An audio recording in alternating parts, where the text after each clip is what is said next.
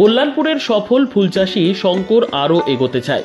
কোনো কিছু করার অভিপ্রায়, একাগ্রতা এবং অদম্য লক্ষ্য থাকলে যে কোনো বাধাকে অতিক্রম করেই সফলতার দিকে পৌঁছানো যায়। শুধু লক্ষ্যে পৌঁছানো যায় এমন নয়, বর্তমান পরিবর্তিত এবং জটিল সমাজ ব্যবস্থায় বেঁচে থাকার রসদ পাওয়ার পাশাপাশি অন্যদেরও নানানভাবে উদ্বুদ্ধ করা যায়।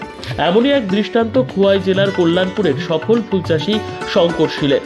শুধু কল্যাণপুর নয়, গোটা খোয়াই জেলাতেই একজন সফল এবং আদর্শ ফুলচাষী হিসেবে ব্যাপক খ্যাতি অর্জন করেছে কল্যাণপুর বাজার কলোনি গ্রামের উদ্যোগী এই যুবক।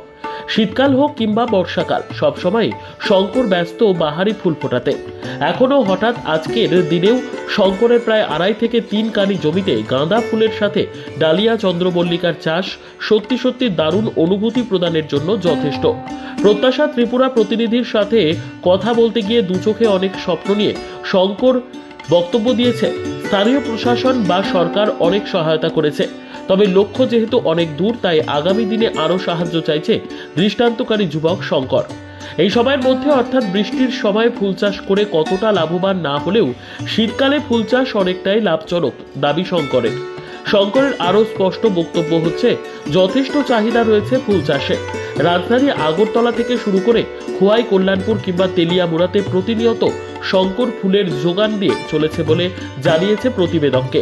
আগামী দিনে যারা ফুল চাষ করতে চায় তাদের উদ্দেশ্যে বার্তা দিতে গিয়ে শঙ্করের বক্তব্য হচ্ছে, একবার লক্ষ্য স্থির করে ফুল চাষে নেমে গেলে সফলতা আসতে বাধ্য। কি ফুল চাষ করছেন এবার গাঁদা ফুল চাষ করছি আমি, তারপর চন্দ্রমল্লিকা, ডালিয়া। তো গাঁদাটা বেশি লাগাইছি এবার। কীরকম হয়েছে? মোটামুটি ভালো হয়েছে।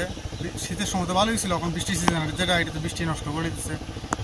আর এখন মোটামুটি হয়েছে, মোটামুটি ভালোই, খারাপ হয়েছে না। যদি এখন বৃষ্টি একটু কমলে দিকে আবার সারা আনছি, লাগাম চলছে। কোন জায়গায় নিয়ে বিক্রি করেন? আগরতলা পাঠাইতেছি আর খোয়াই পাঠাইতেছি, আর লোকালে যতটুকু লাগে সবাই দিতেছি। বিয়ের অনুষ্ঠান হোক, অন্নপ্রাশন অনুষ্ঠান হোক, সেটাতেই মানুষ নেই। কীরকম লাভবান হবে এই গাঁদা ফুল চাষ করে?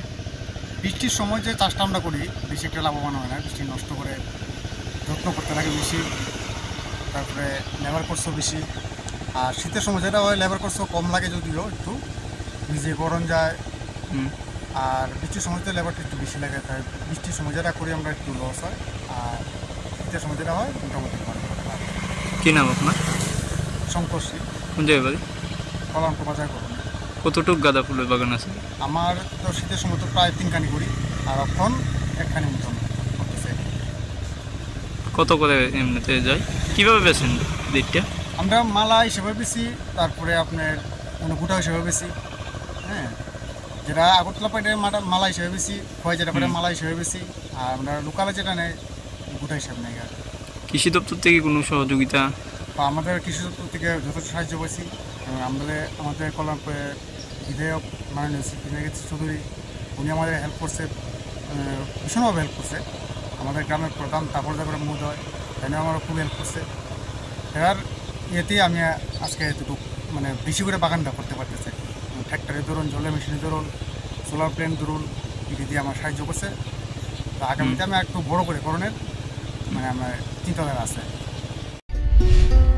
নিজস্ব প্রতিনিধির রিপোর্ট, দুরন্ত টিভি।